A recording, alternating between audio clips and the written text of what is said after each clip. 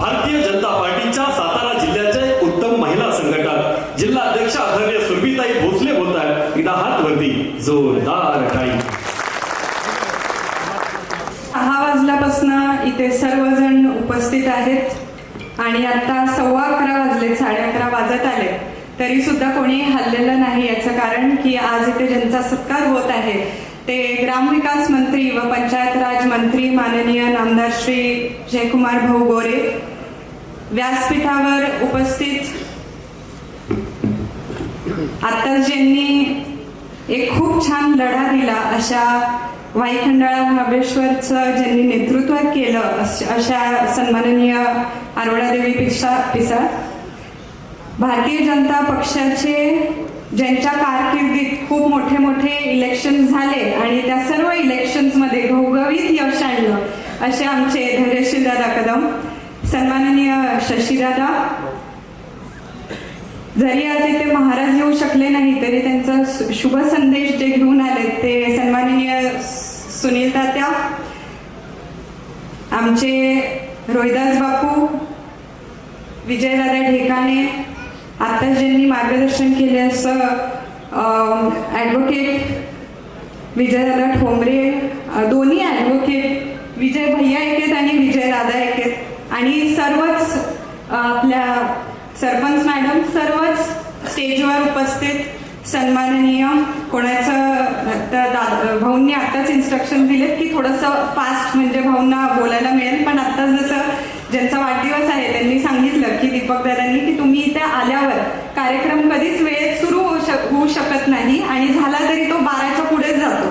त्यामुळे सन्माननीय व्यासपीठ आणि समोर उपस्थित सर्व वाई खंडाळा महाबळेश्वर मधले सर्व ग्रामस्थ, आज भाऊ आपला इथे सन्मान होत आहे ग्रामविकास मंत्री म्हणून.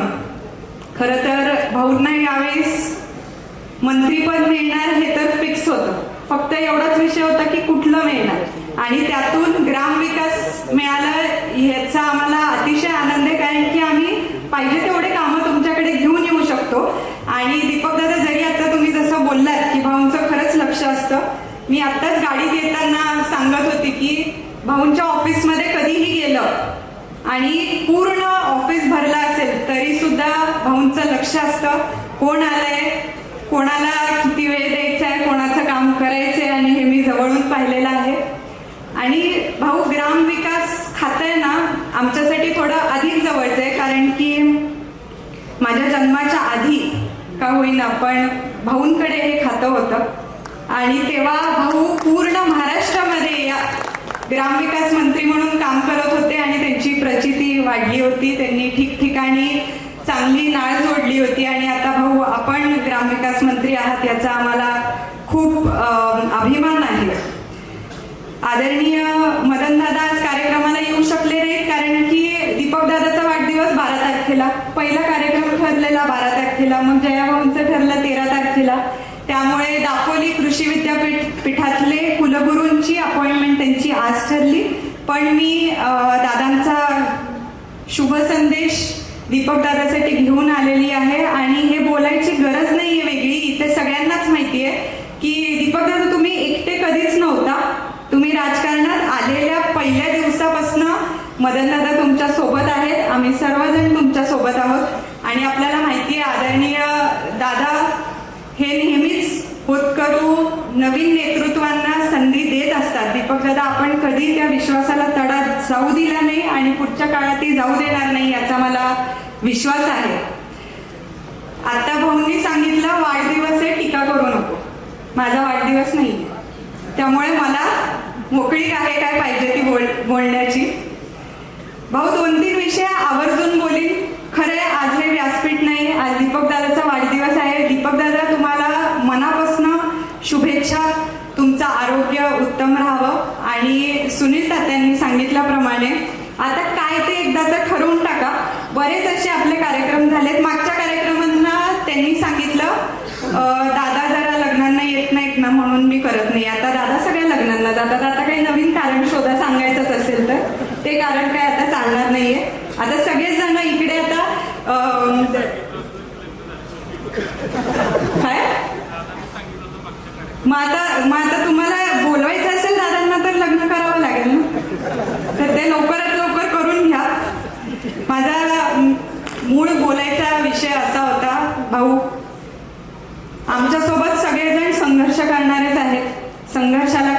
कधी घाबरलेलो नाही आणि पुढेही घाबरणार नाही. आमच्यासोबत आदरणीय दादा आहेत. दादा नेहमी आम्हाला सांगतात, आता फळी कशी जमली आहे. सुनील तात्या आहेत, रोहिदास बापू आहेत, दादा आहेत. नेहमी आम्हाला काय सांगतात, डोक्यावर बर्फ ठेवून काम करा, तोंडात साखर ठेवून काम करा. आणि आमचा पॅटर्न थोडा भाऊ आपल्यासारखा आहे की बघू जे होईल ते होईल, आत्ता तर पुढे जाऊयात. पण आता खूप चांगलं ऑटो ट्युनिंग म्हणतं तसं झालेलं आहे. त्यामुळे मला वाटतं की आणि आता शरदचंद्र पवार गटाचे पण आपल्या सोबत आहेत. त्यामुळे आपण सर्वजण ताकदीने एकत्र राहिलो तर दीपक दादा जे जे त्रास देत आहेत त्यांना सगळे मिळून काय उत्तर द्यायचं ते देऊया. आज इथे पार्टेवाडीचे काही जण आलेत ना, समोर बसलेले आहेत काही जण. आणि भाऊ आपल्याला परवा भेटली तेव्हा कुसगावचा विषय बोलली होती. मला खूप अतिशय मनापासून वाईट वाटतं की जे 3 टर्म आणि आता 4थी टर्म इथल्या भागातलं नेतृत्व करतायत अशा लोकांना आंदोलन करून कुसगावपासून पार मुंबई मंत्रालयापर्यंत जावं लागतं. कशासाठी? एक क्रशर बंद करण्यासाठी. तो क्रशर कोणाचा आहे, ती खडी कुठे जाणार आहे, कुठल्या रस्त्यासाठी जाणार आहे, शशीदादा आपल्याला सगळं माहीत आहे. पण तरीही कोणी आवाज उठवत नाहीये. पण आम्ही तिथे पूर्ण कुसगाव आणि एकसरचं जे आंदोलन चालू आहे त्यासाठी आम्ही पाठिंबा दिला आणि पुढे सुद्धा आमचा तो संघर्ष चालू राहील की त्यांना न्याय मिळावा. वाईट एवढंच वाटतं की इथले प्रतिनिधी असून काही बोलत नाहीत. तुमच्याकडे संधी आहे की तुम्ही विधानसभेत बोला, तुम्ही आज मंत्री आहात, तुम्ही त्याच्यासाठी काहीतरी करा. भाऊ हा तर रिसेंट विषय आहे. आम्ही मागचे 20 वर्ष कवठे केंजरची पाणी योजना ऐकतच आलेलो.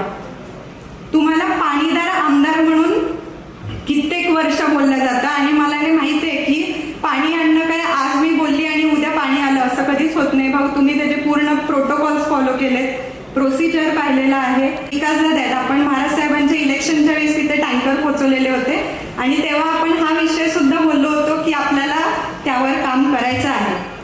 इथे कोण लोकप्रतिनिधी आहेत, कोण काय करतायत तो त्यांचा प्रश्न. भाऊ माझी एक विनंती आहे आणि मला माहिती आहे की तुम्ही त्याला नाही म्हणणार नाही. आम्ही काय पाहिजे ते सगळे कागदपत्र आपल्यापर्यंत आणतो.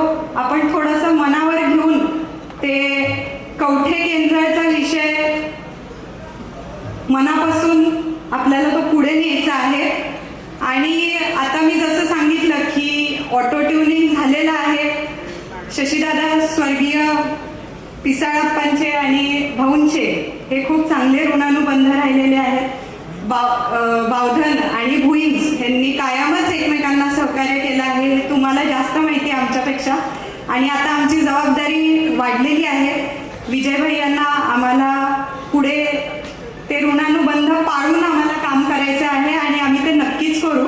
आणि जेव्हा भाऊ सगळेजणच एकत्र आहेत तर मला नाही वाटत की काही प्रॉब्लेम असेल पुढच्या काळामध्ये. आता सगळ्यांना दिसायला लागले की मंत्रीपद आहे, खासदारकी घरात आहे, ते DCC बँक पण आहे, आता कारखाना पण आहे. काय पाहिजे ते मिळून सुद्धा वाई खंडाळा महाबळेश्वरची डेव्हलपमेंट होत नाहीये. जिथे आहे तिथेच आहे, पुढे जात नाहीये. त्यासाठी बदल घडवायचा का नाही हे तुम्ही सगळ्यांनी ठरवायचं आणि त्याची सुरुवात आपल्याला स्थानिक स्वराज्यापासून करायची आहे.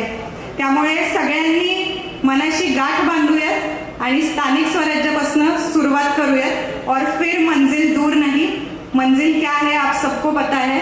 भाऊंना पण माहिती आहे मंजिल 2029च आहे आणि आपण सर्वजण सोबत असू तर ती नक्कीच पूर्ण होईल. भारतीय जनता पक्षामध्ये आपण काम करत आहोत आणि मला सार्थ अभिमान आहे की भारतीय जनता पक्षापासून मी माझा राजकीय प्रवास सुरू केला.